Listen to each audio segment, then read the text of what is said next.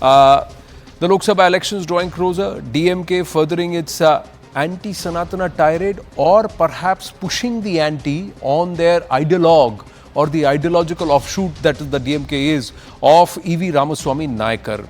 And this is Andimuttu Raja yet again. Fresh Rao addressing a public event in Madurai marking the birthday of Chief Minister Stalin. He said Tamil Nadu will never accept BJP's ideology of Jai Shri Ram and Bharat Mata. But that's not what he said. He said, the DMK MP said, Bharat was not a nation but a subcontinent.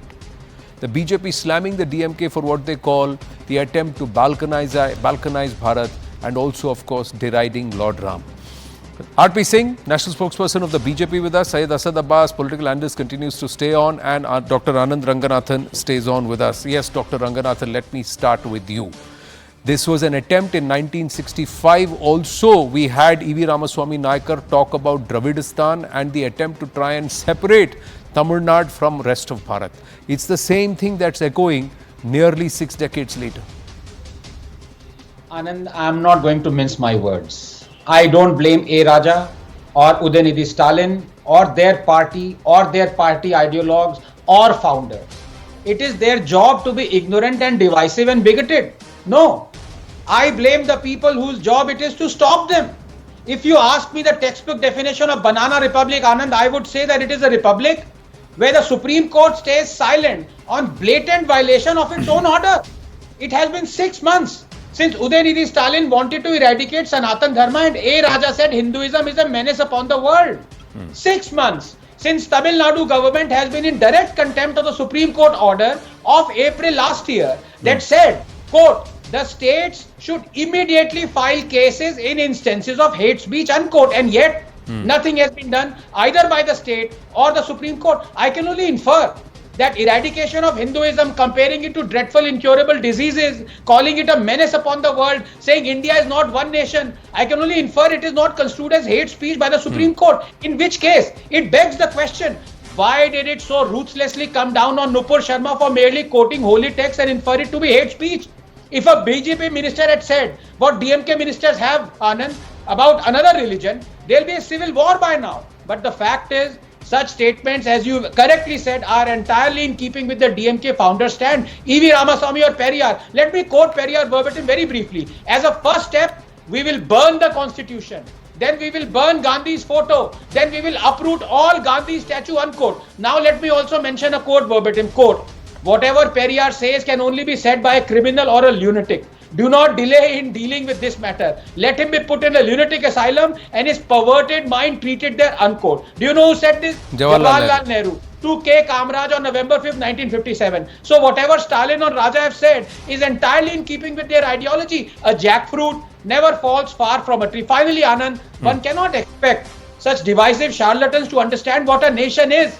India, that is Bharat, is a union of states. When you become part of Team India, you lose every identity, and no one knows this more about the unity in diversity than a Jawan. These people like Raja, Anand, they excel in bringing out an almost primeval, tribal temperament in their followers at one level. It reinforces their identities, and if we are not careful, these identities can be endless, from continent to country to state to religion to gender to caste.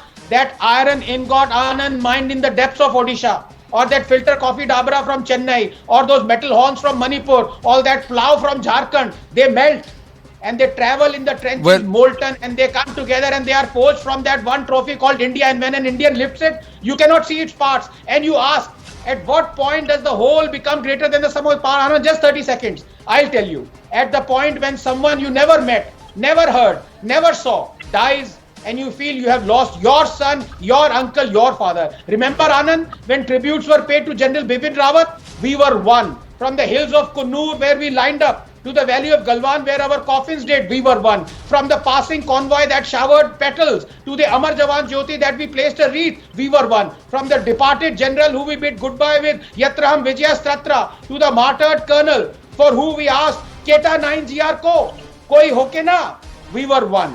We were no Tamilians, no Biharis, no Gadwalis, no Bengalis, only Indian. Does people like Raja and Stalin, do they understand this? Will they ever? Syed Asad Abbas, a very passionate deposition there by Dr. Ranganathan. But let me ask you a question. Andibuttu Rajaji is a baptized Christian. When he says something like that about Lord Ram, isn't that a hate speech? Well, Anand Saab, I've always believed with great power comes great responsibility and equal accountability. But just before I start, let me put it out there. It's an absolute pleasure. It's like watching Anand Ranganathan speak. It's like watching Sachin Tendulkar hit sixes on the other end. Now, coming straight to the point. Well, we may not agree. I just hope you don't get run out. But please go ahead. You'll not do that. Because अगर ये सचिन है तो हम Sehwag. Along with that, cricket से अभी तुरंत debate पर आते हैं. I truly believe that, if you see the statement, whether Bharat Mata Ki Jai will be rejected by Tamil Nadu or not, or, let me put my front. I always believe Jai Shri Ram or Allahu Akbar or Hail Jesus. But abhi A Raja view might be different. Will the people of Tamil Nadu answer with the advent of Annamalai and his rising? That Tamil Nadu will answer 2024 whether the people accept or reject Bharatiya Janata Party. Second question. Anand Sahab, let me also tell you that in his speech, A Rajaji mentions, yes, India is a union of states. He also mentions that Malayalam is to Kerala, Karnataka is to Kannada, and Tamil is to Tamil Nadu. I think where he has missed on could take better English classes from my good friend Anand. Instead of country, he's used what the state. So it could certainly be deliberate. He's almost right, but that equation goes it all wrong. No, sir. He says Bharat is not a nation. He said it's a subcontinent. Unacceptable position. Geographically, it may be a subcontinent, and that's why Shankaracharya called the entire peninsular area, which is surrounded by the seas, as Dravida. Dravida is not just that land of Tamil Nadu. It includes all that is south of the Vindhyas and surrounded by sea on the three sides. So that is the history, sir, if you were to understand. Secondly, sir, by calling yourself Sehwag, you don't become Sehwag. Others have to deem that you are Sehwag. Thirdly, sir. Thirdly, sir, Mr. A. Raja's comments, with due respect, Mr. A. Raja's comments, sir, were against the deity Isht of crores of Hindus. He himself has left of Hindutva and he's embraced Christianity publicly. He's a baptized Christian. My question to you is, sir, the comments that he has made and he's been repeatedly making, are they not equally hateful, if not more, than what Ms. Nupur Sharma has said or was deemed to have said or judged to have said by the honorable justices? And if that is the case, why is he still a free man and why is he not behind bars? Are they not more hateful than Mr. S.G. Surya of the BJP, who was actually put behind bars for questioning the curb of freedom of speech in Tamil Nadu and for questioning the law? So my point is, sir, is the rule of law, is there virtue signaling, or is the rule of law not applied equally to everybody in Bharat and in the state of Tamil Nadu? These are questions. Now, Sardar R.P. Singh. So one minute. I'll leave those questions. You can't shoot and scoot, Anand. No, I'm not scooting anywhere. I'm standing right here where I am, sir. I would like to try and be like Mr. Rahul Dravid today, not leaving the crease at all and like the ball. So I'll defend everything. But please wait. No, I need to allow Mr. R.P. Singh, Sardar R.P. Singh also to influence a comment, and don't try and corner the debate in this very smart way by smiling and trying to interrupt at all points in time. Say as much of airtime that you can cobble up on the debate. Let's not try and do that. I understand and I see through that strategy of yours. But Sardar R.P. Singh, no, I am leaving it for our viewers also to think about. But Sardar R.P. Singh, how many people, please don't interrupt me while I am addressing Mr. Sardar R.P. Singh, Syed Asad Abbas. No, when I'm speaking to Sardar R.P. Singh, please don't heckle me, Syed Asad Abbas. It's not going to work, please. I am requesting you. Sardar R.P. Singh, my point is, sir, how many have taken Mr. A. Raja to court on his utterances? Who has taken Mr. A. Raja to court? 24 hours. Has anybody filed a plea, sir? Anand, my ground is different. I mean, he said that Mr. Modi will be killed, or he used the word that you will be prosecuted. That's one point. He spoke about Lord Ram, whom we all revere and whom Mr. Abbas also, or Muslims also follow as king, as son, as father. I mean, that's a separate point. But what he is talking about disintegrating the country. He is towing the same line which Indian alliance leaders are towing. That is, that India is union of state, and this is the line which was towed by no less than Amritpal Singh, who is behind bar, the Khalistani, who also said the same line, that India is union of state and we need a separate Khalistan. And he is towing the same line by saying that, oh, we are Tamilians, we are not Indians. I mean, something like that. Or we are Malayalis, we are not Indians. We are Udiyas, we are not Indians. I mean, that's my bigger concern, that you are trying to toe a line which will ultimately disintegrate the country, and that is the question. And I'll appreciate that local government, the state government should take action on their own. The state government should stand up and then file a case against Mr. Raja and immaterial that he is part of the party. But on the day he said that all what he said about Lord Rama or Sanatana, on the day when the Supreme Court has said what they have said about Udayanidhi Stalin. I mean, they have reprimanded Udayanidhi Stalin on what he said about Sanatana, what he said about Lord Rama, on what he said about Hindu religion. That he can his grudge against Hindu religion being a Christian. He although Christianity doesn't preach that, but he can propagate that as a Christian. Sir, but my concern, I reiterate, is bigger, that they are trying to disintegrate the country on name of Union of State, including Rahul Gandhi. You are expecting the state to take action against Mr. A. Raja when he said all of this while celebrating the birthday of the state's chief minister, Mr.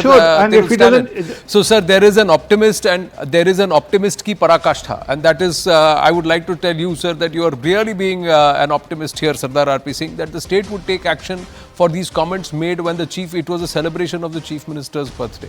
You still believe the state would take action more than 48 hours later, 24 hours later, when nothing's been done. I have limited time. I just want to quote something as far as history is concerned, and then I'll come to you, Dr. Anand Ranganathan. And I'm quoting what our research team has shared. In the Swarajya magazine recently, EVR sought the help of the British and Jinnah for his Dravidistan, but both treated him as a useful idiot. It is a well-known fact that EVR and his movement were pro-British, and they also supported the Muslim League in its pro-Pakistan demand. In an interview to a Tamil magazine, Ananda Vigadan, in 1965, EVR expressed how he had hoped that given the pro-British stand of their movement, the British would hand over the authority to the Justice Party. In his own words, I went and told the British that it was not British honesty to hand over the power to them, while we are the ones who have always supported you. The British smiled and said that they only knew Hindu-Muslim difference and not Brahmin, non-Brahmin difference. Then I went and saw Jinnah and asked for his help. He said that you are bed. That means the plan looks good, but it lacks the legs to stand on. And he told that I had only to look after my own problem. The media wrote that Jinnah had tar brushed the face of EVR. Tar brushed the face of EVR is Muh pe Kalik Poddi in Hindi. March 19, 2018, in the Hindu, it was the idea of Pakistan articulated by Muhammad Ali Jinnah that served as a precursor to Periyar, reiterating his demand for Dravida Nadu. He even led a delegation to Mumbai, modern day Mumbai, that is Bombay, in 1940 to meet Jinnah. He had gone to Bombay on an invitation from the non-Brahmins there and was accompanied by his lieutenants P. Balasubramaniam, T.A.V. Nathan, Tiruvagamani, K.M. Balasubramaniam, T.P.S. Ponnappa and Panchacharam and C.N. Annadurai. Periyar would meet with B.R. Ambedkar and Jinnah, but Annadurai was not present when the delegation met the leader. According to R. Kannan, the biographer of Annadurai, the chief minister was not interested in the delegation simply meeting Jinnah as a matter of courtesy and pleaded with Periyar to have a definite plan and seek Jinnah's support. While Annadurai said the delegation returned with bitterness, Periyar touted the meeting as a success, assuring that the need not fear among anyone that they, Jinnah and Periyar, had entered into an alliance. As populous as England, on 7 January 1940 at a public meeting in Dharavi, Periyar maintained that Tamil Nadu was as populous as England, as large as Germany, and that with Jinnah and Ambedkar's help, he would establish its freedom. This is what Mr. Kannan has written in his book. Dr. Anand Ranganathan, those who are parroting and saying that we toe the line of Periyar, we revere Periyar, are they not then towing the line of soft separatism? Are they looking at the interest of Bharat, or are they looking at creating another Dravidistan? No, absolutely, Anand. Those are stunning revelations, and thank you very much for airing them. Coming back to, I have great regard for R.P. Singh ji. He knows that. He's like my elder brother. But I have to say this. In the matter of Sandesh Khali, the BJP said, we urge Mamata government to actually act against one of their own. In this case, he's again urging the DMK government of Tamil Nadu to act on one of their own. I mean, who is in power here? I don't understand this. I mean, do you think, and I gave the example, RPG, with due respect, it's been 6 months. The Tamil Nadu government has directly violated the Supreme Court orders of filing a case against hate speech. So clearly, they don't consider any of these utterances as hate speech. So the next question is, the ball is in your court, sir, as it was in Bengal. Well, let's see what happens going beyond. I've already overshot my time here. Thank you very much, gentlemen, for joining us here on the debate. Have to take a very, very short break. When we come back, we'll have Madhavi Lata, who's going to take Mr. Asaduddin Owaisi head on in the old city of Hyderabad at the Lok Sabha 2024 elections. Stay with us.